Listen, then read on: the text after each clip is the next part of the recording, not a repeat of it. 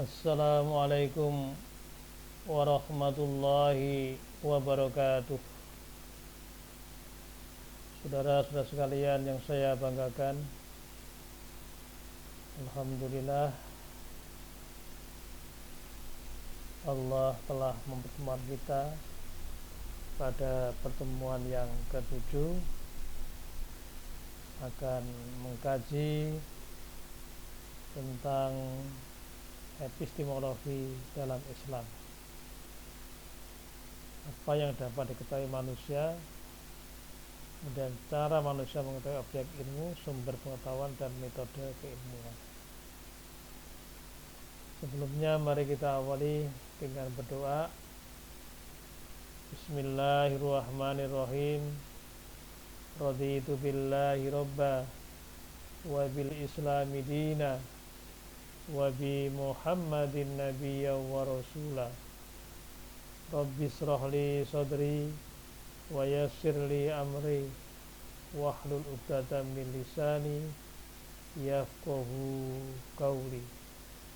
Rabbi zidni ilma warzuqni fahma. Amin.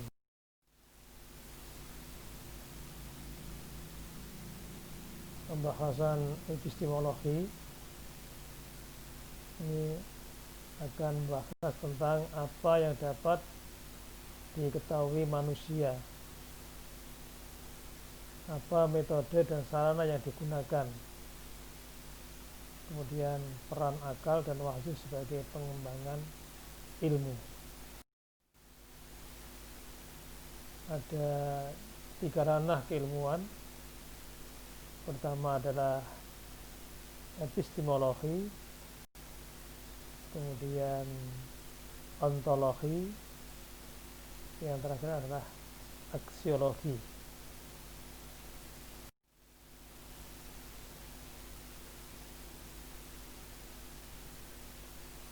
Pengertian epistemologi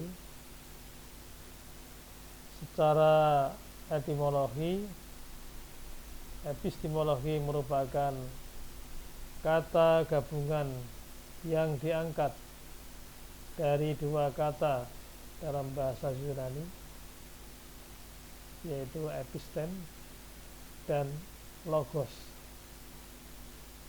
Epistem berarti pengetahuan atau kebenaran, sedangkan logos artinya adalah pikiran atau teori. Dengan demikian, epistemologi dapat diartikan sebagai pengetahuan sistematik mengenai pengetahuan. Epistemologi dapat juga diartikan sebagai teori pengetahuan yang benar, theory of knowledge. Ini objek yang teramati dan terpikirkan.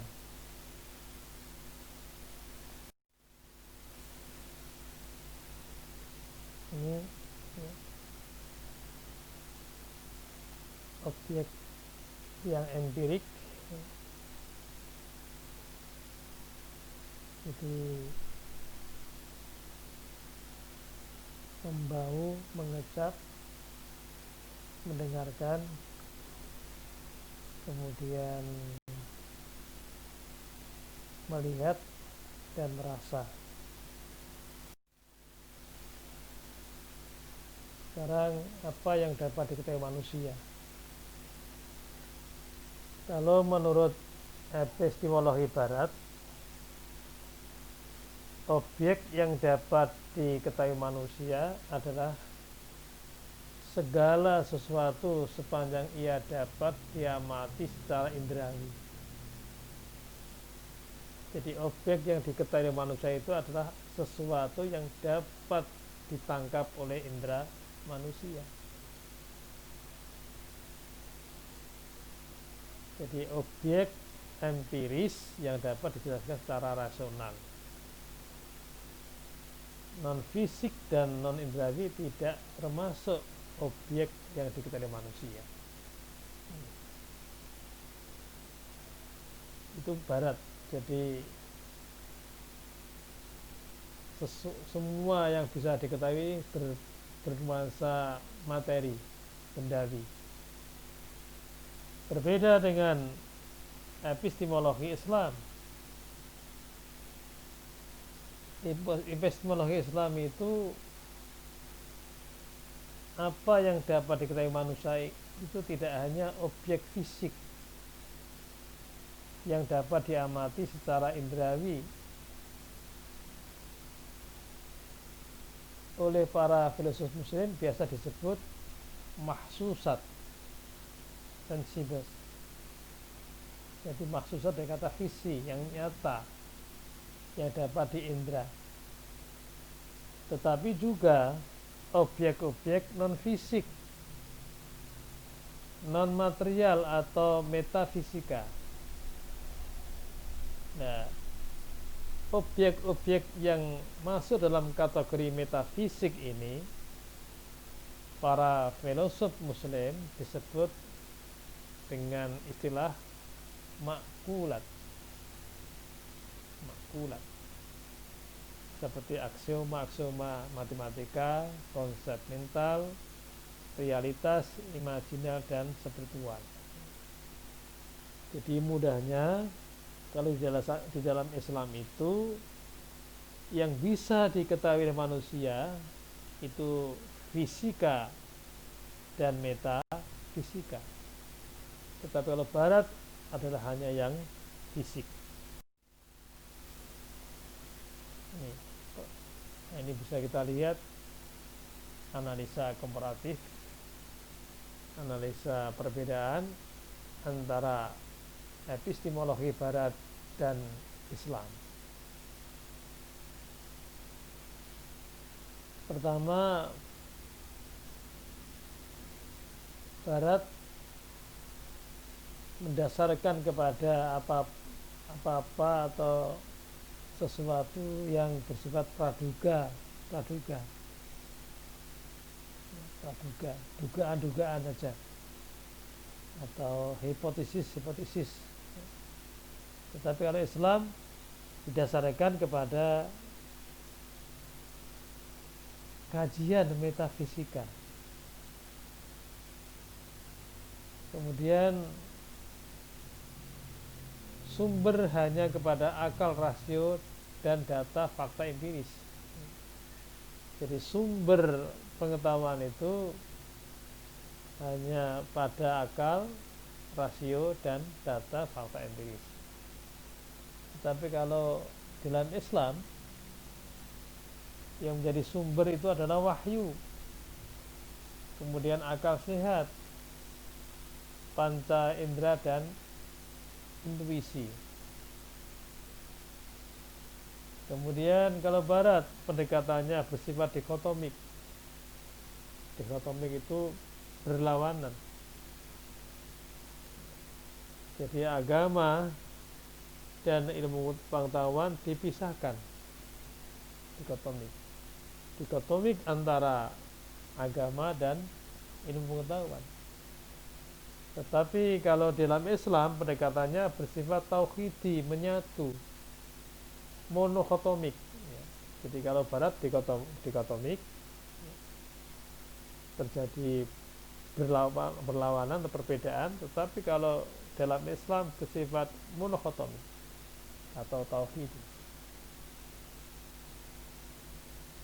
Objeknya fisik, kemudian observable dan penalaran. Dalam Islam objeknya fisik dan sekaligus metafisik.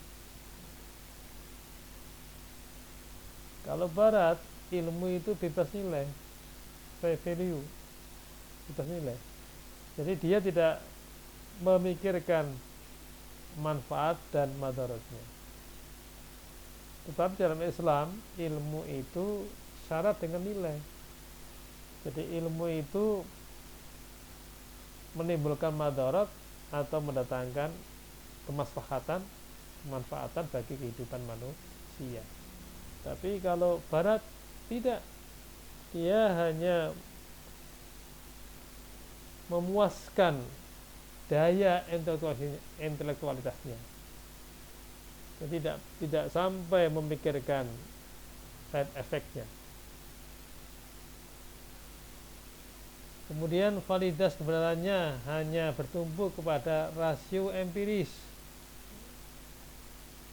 Kalau Islam validitas kebenarannya konteks, data dan fakta diselaraskan dengan teks atau wahyu. Kalau barat hanya berorientasi kepada dunia semata, tetapi dalam Islam adalah berorientasi dunia dan akhirat. Inilah perbedaan epistemologi barat dan Islam.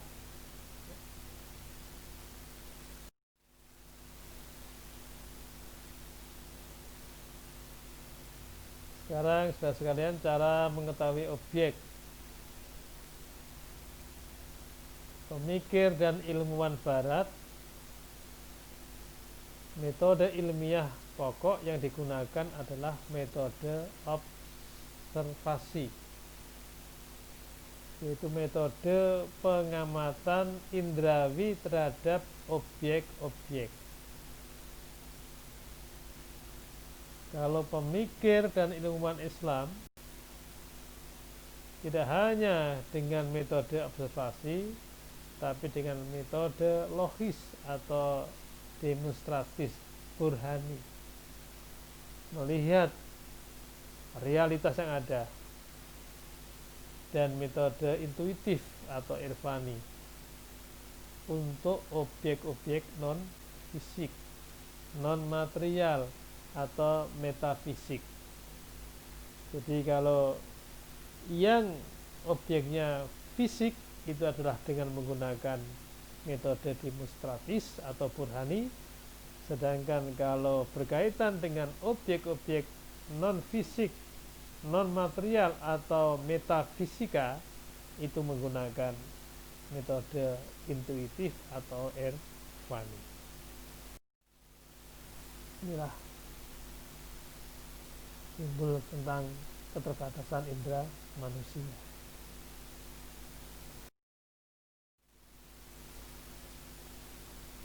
Kemudian saudara sekalian, kita diajak untuk memahami bagaimana cara mengetahui objek ilmu dalam Islam. Nanti bisa dilihat di halaman 78. Sayang pandemi ini tidak diterbitkan bukunya, sehingga mahasiswa nggak mendapat. Nanti bisa dibaca dalam modul. Ada jenis objek, ada metode, ada daya atau sarana, cara kerja, daya atau sarana. Jenis objek adalah objek fisik atau disebut dengan mahsusat, objek yang bisa ditangkap oleh indera. Maka metodenya adalah observasi bayani. Bayani itu berdasarkan pada teks, juga bisa demonstrasi atau burhani, melihat realitas empirik. Kemudian daya sarana adalah indera, kalau indera observasi dengan indera. Kemudian kalau burhani akal. Cara kerjanya adalah mengamati objek.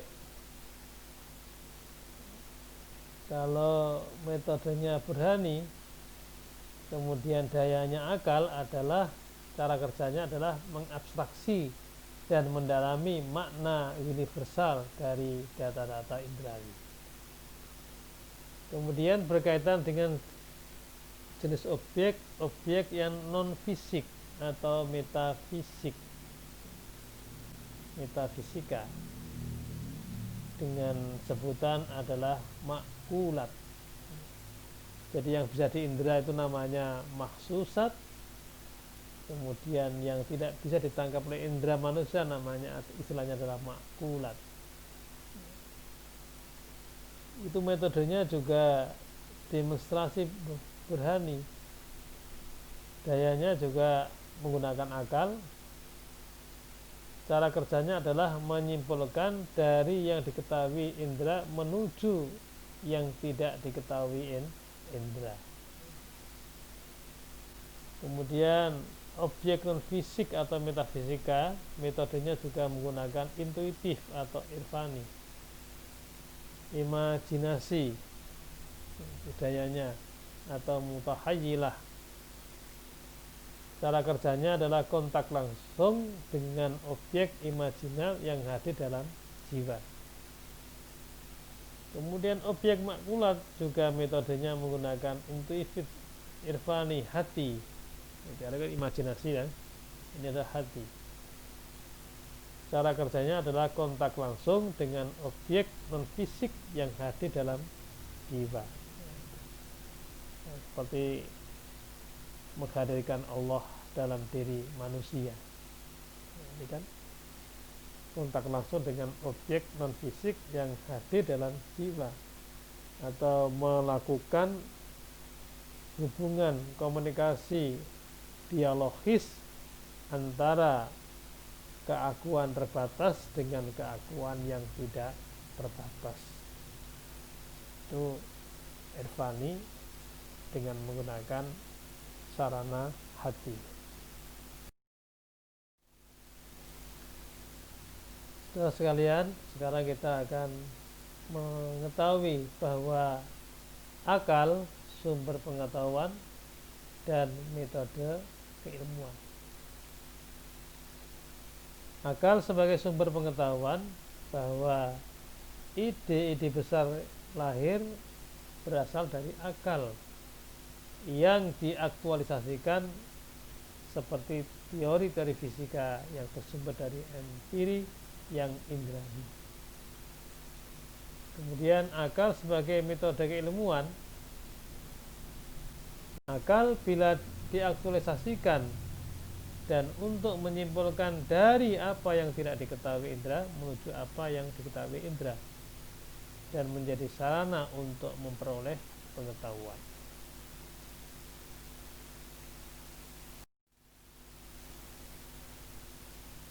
Sekarang wahyu sumber pengetahuan dan metode keilmuan.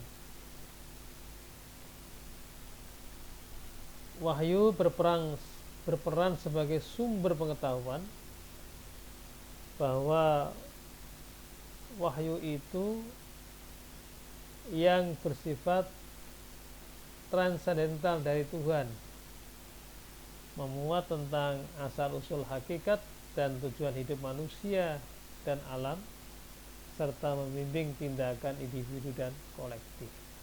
Jadi wahyu berperan sebagai sumber pengetahuan bahwa suatu yang bersifat transendental, yang gaib dari Tuhan, memuat tentang asal-usul hakikat dan tujuan hidup manusia dan alam, serta membimbing tindakan individu dan kolektif.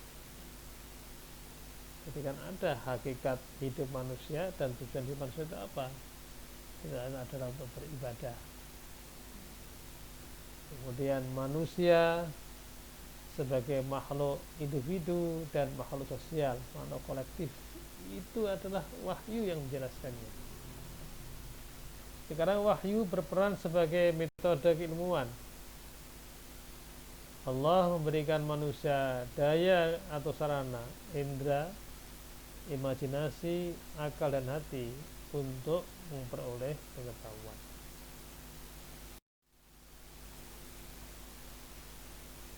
Sekarang saudara sekalian, akal dan wahyu dalam pengembangan ilmu. Setelah dua persoalan epistemologis diperoleh jawabannya, sampailah pada posisi akal dan wahyu dalam perspektif pengembangan ilmu, baik secara umum sebagai sumber pengetahuan dan metode keilmuan, maupun secara khusus sebagai etos keilmuan dan etos etik keilmuan. Akal sebagai metode keilmuan karena mampu mengaktualisasikan dan mengabstraksikan dan mengembangkan pengetahuan. Akal sebagai sumber ilmu karena yang menghasilkan produk berbagai objek ilmu. Sedangkan wahyu sebagai sumber pengetahuan karena wahyu dipelajari menghasilkan ilmu dan objeknya.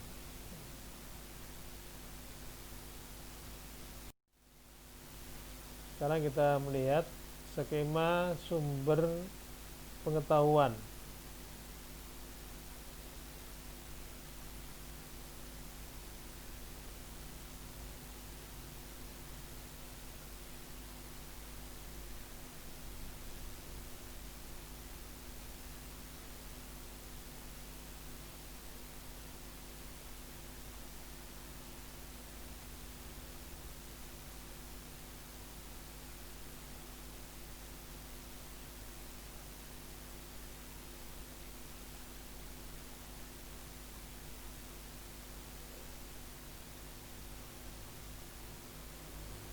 Skema sumber pengetahuan, pengetahuan itu bersumber dari Allah.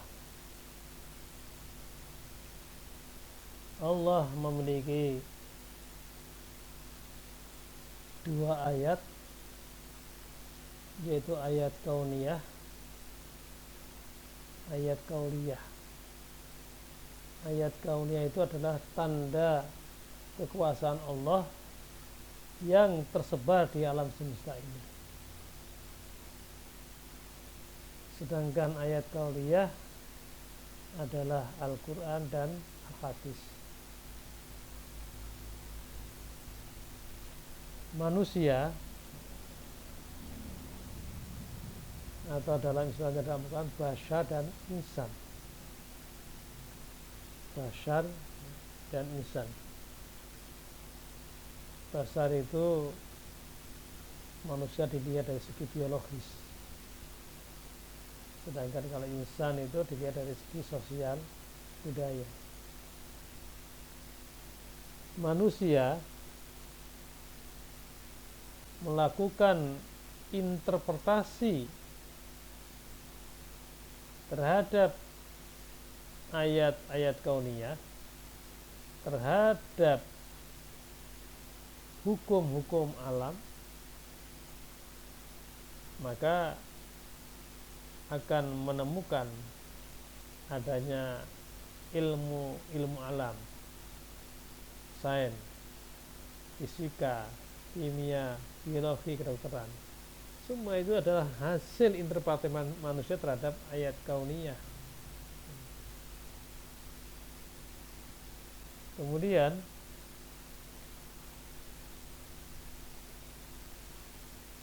ayat kauliyah, ayat Allah yang difirmankan, baik Al-Quran maupun Al-Hadis. Itu sudah diterangkan bahwa Al-Quran itu ayat Allah secara makna dan lafaznya dari Allah. Tapi kalau Al-Hadis itu makna dari Allah, sedangkan redaksinya diserahkan kepada Nabi. Nah, manusia menginterpretasi ayat-ayat kauliyah ini, maka akan melahirkan ilmu-ilmu kauli, ilmu-ilmu kauli, ilmu-ilmu yang berdasarkan hasil interpretasi ayat kauliyah Quran dan hadis. Maka akan lahirlah namanya fikih, akhlak, ulumul Quran, ulumul hadis. Kalau dikatakan Imam Muzari itu ilmu syariah. Kemudian manusia itu juga menjadikan sumber ilmu. Kalau manusia menginterpretasikan dalam diri manusia, maka akan lahir adanya ilmu-ilmu nafsiyah, ilmu nafsiyah itu adalah meliputi pendidikan, ilmu sosial, dan humaniora. Inilah skema sumber. Maka di dalam Islam itu tidak ada dikotomi ilmu, ya, baik ilmu umum maupun ilmu agama, karena dua-duanya bertumpu pada satu sumber, yaitu Allah Al-Alim.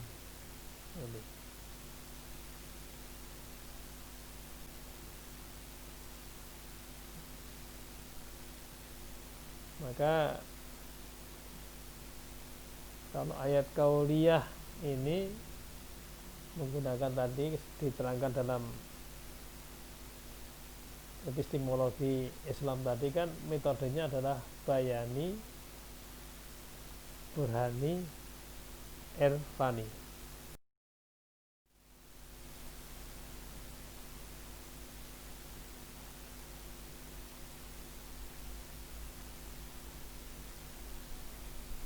Itu saudara sekalian, ya, yang kita kaji pada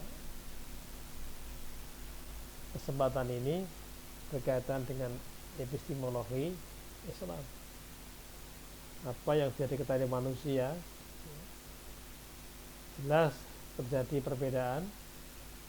Kalau menurut Barat hanya apa saja yang bisa ditangkap oleh indera manusia, tetapi kalau dalam Islam tidak hanya itu yang dapat ditangkap oleh indera manusia, dan juga yang bisa ditangkap oleh intuisi manusia.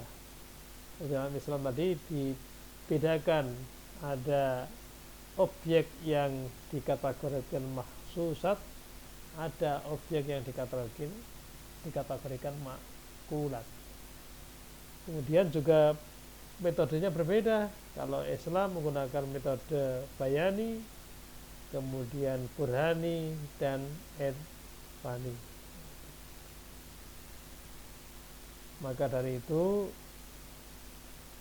setelah kita mengetahui sumber pengetahuan ilmu itu dari Allah, maka di dalam Islam tidak mengenal dikotomi antara ilmu dan agama,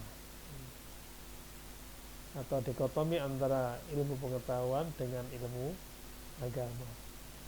Jadi dalam Islam prinsipnya adalah tauhidi monokhotomi, tetapi di Barat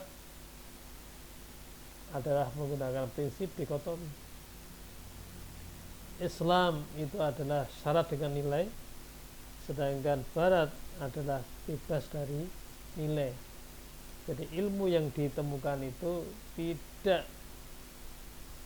berbasis pada side effect-nya, atau apakah mendatangkan kemanfaatan atau mendatangkan kemudaratan. Maka ini ada kata-kata hikmah, ilmu yang aku miliki tidak memiliki keutamaan selain membuatku mengakui bahwa aku bukanlah orang yang berilmu.